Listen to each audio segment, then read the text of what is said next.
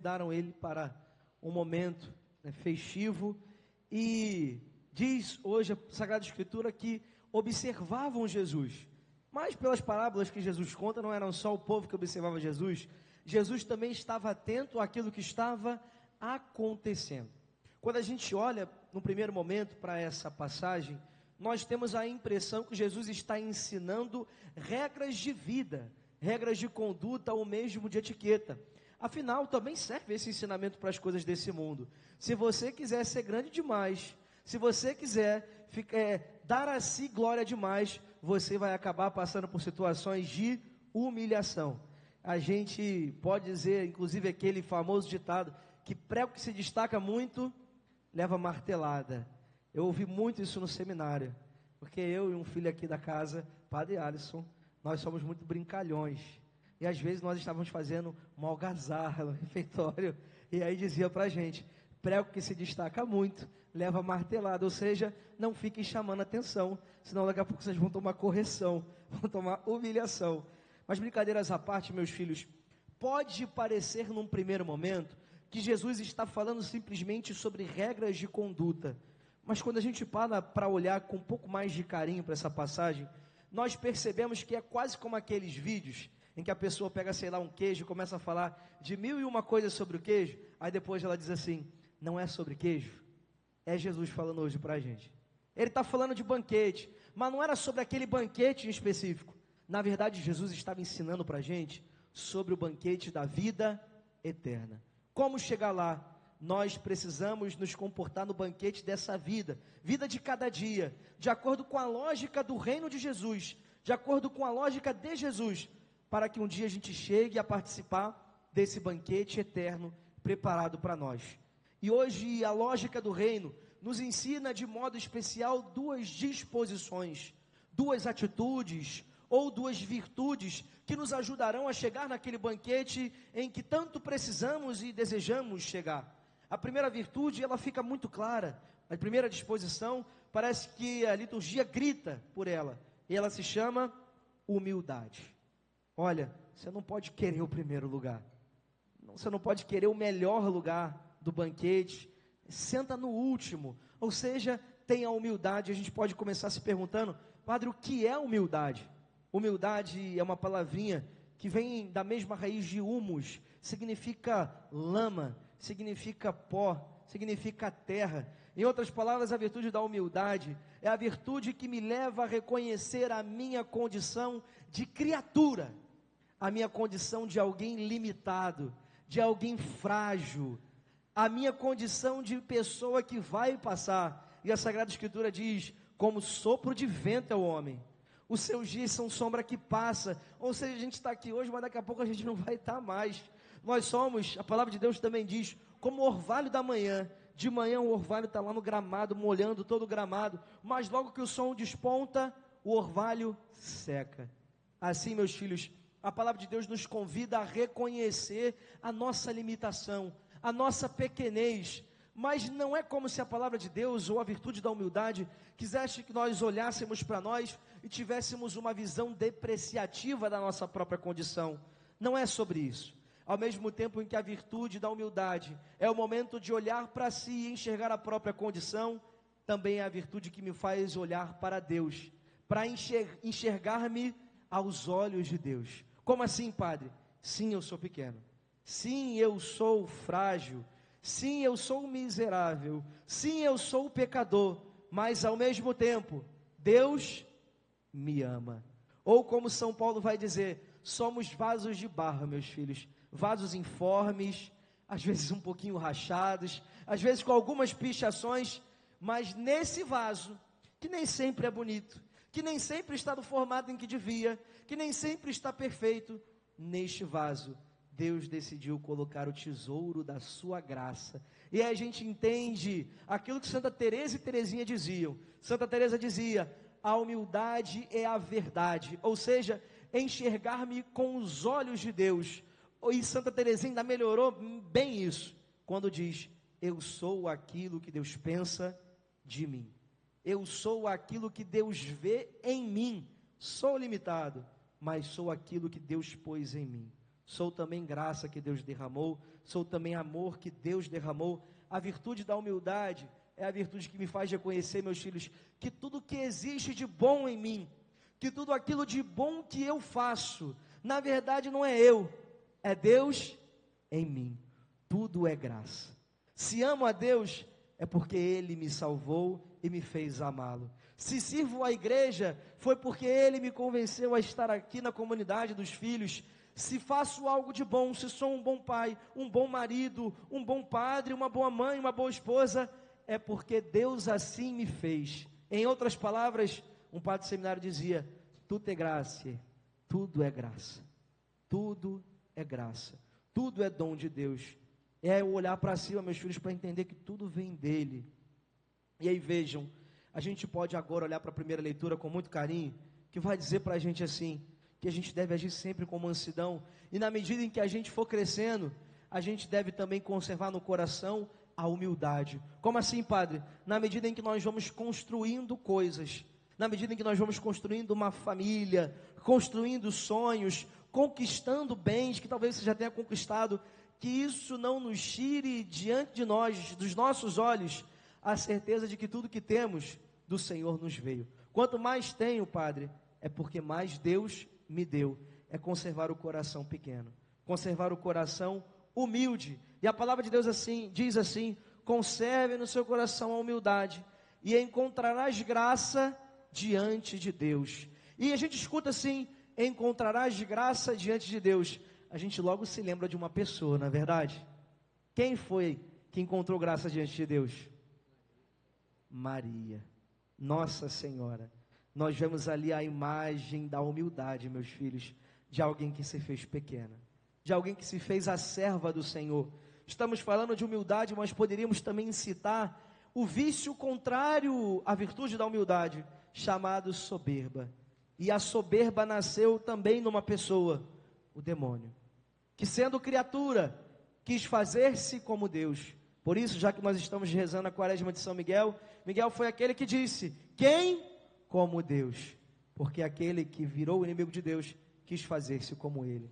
Também vemos a imagem da soberba na imagem de Adão e Eva, que seduzidos pela serpente, quiseram ser como deuses. E nós vemos cumprida a palavra então de nosso Senhor, que quem deseja se elevar, na verdade, é humilhado.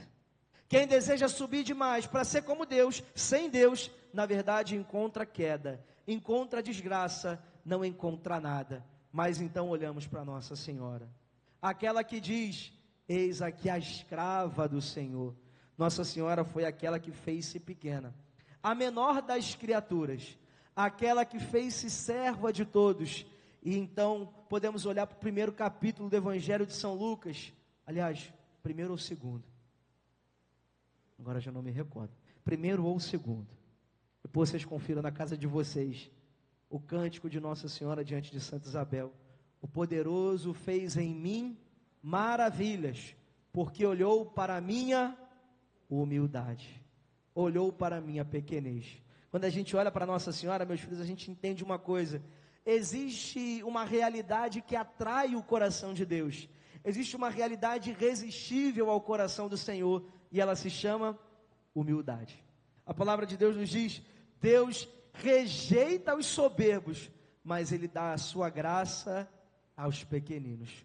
Quem se faz pequeno diante de Deus, será grande diante dos homens.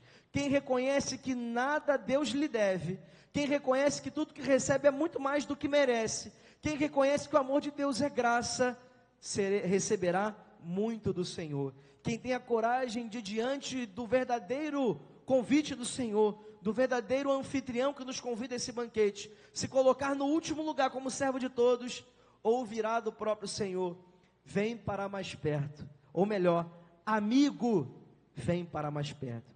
Dessa raiz bendita, do ventre bendito de Nossa Senhora, a imagem da humildade, nasceu o fruto bendito da humildade, chamado Jesus Cristo.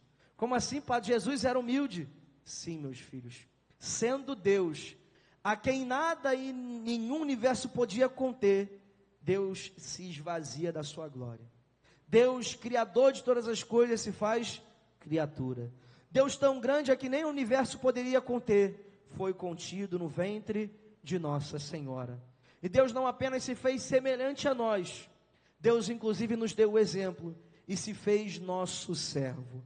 Jesus lavou os pés dos seus discípulos, fez-se nosso escravo, entregou-se a nós para nos salvar, mas ao mesmo tempo para nos dar também o seu exemplo. E vejam, desse exemplo de humildade, da humildade nasce uma filha. E a filha da humildade, a gente falava de duas disposições, de duas atitudes hoje. A filha da humildade é a gratuidade, meus filhos.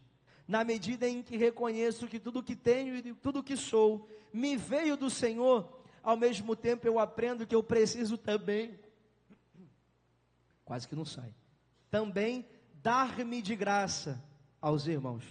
Assim nos lembra o capítulo 10, se não me engano, versículo 8 do Evangelho de São Mateus. De graça recebestes, de graça deveis dar.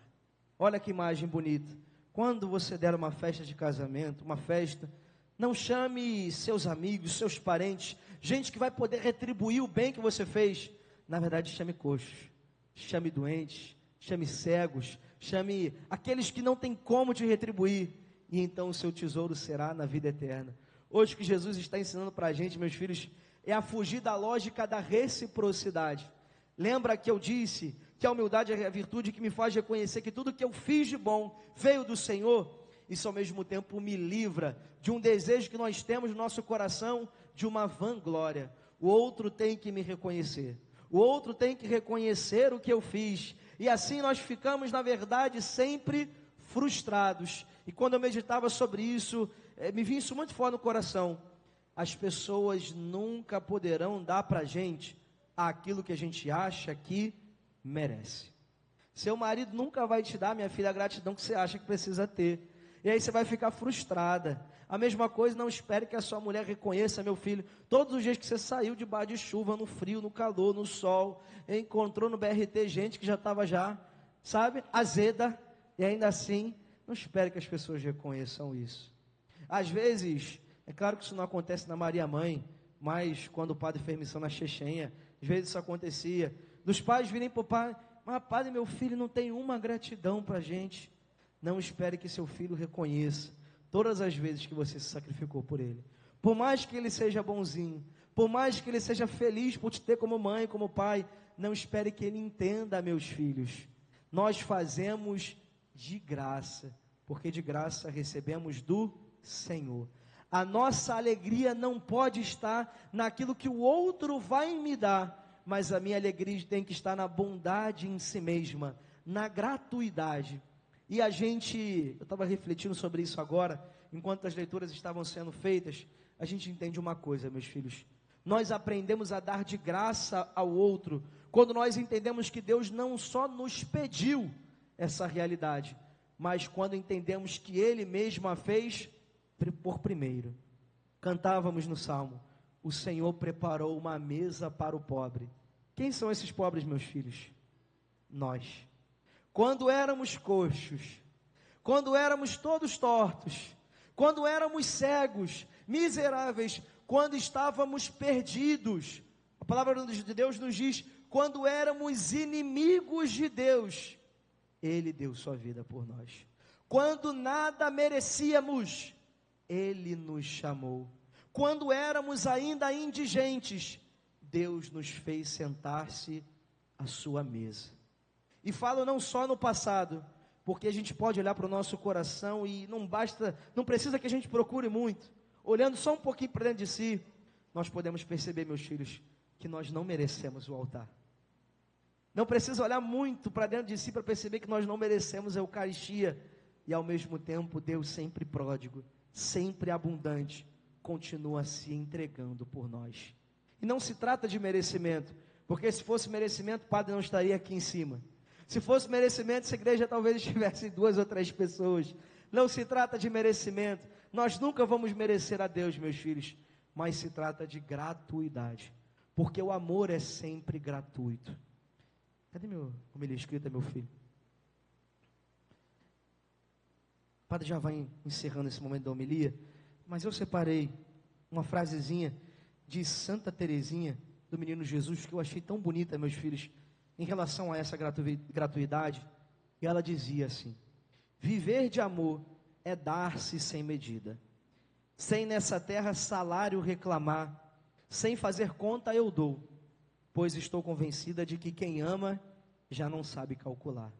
Meus filhos, é esse o sentimento que o reino de Deus, que a palavra do Senhor quer colocar hoje no nosso coração.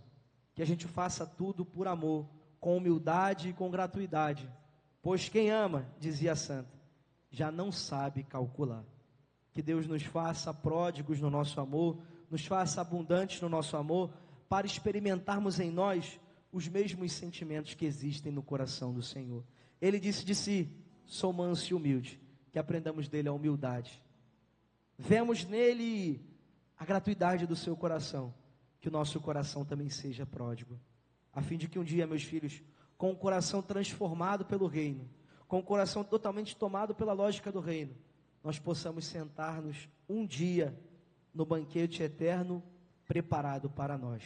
Termino com uma última frase, uma frase de São Bento.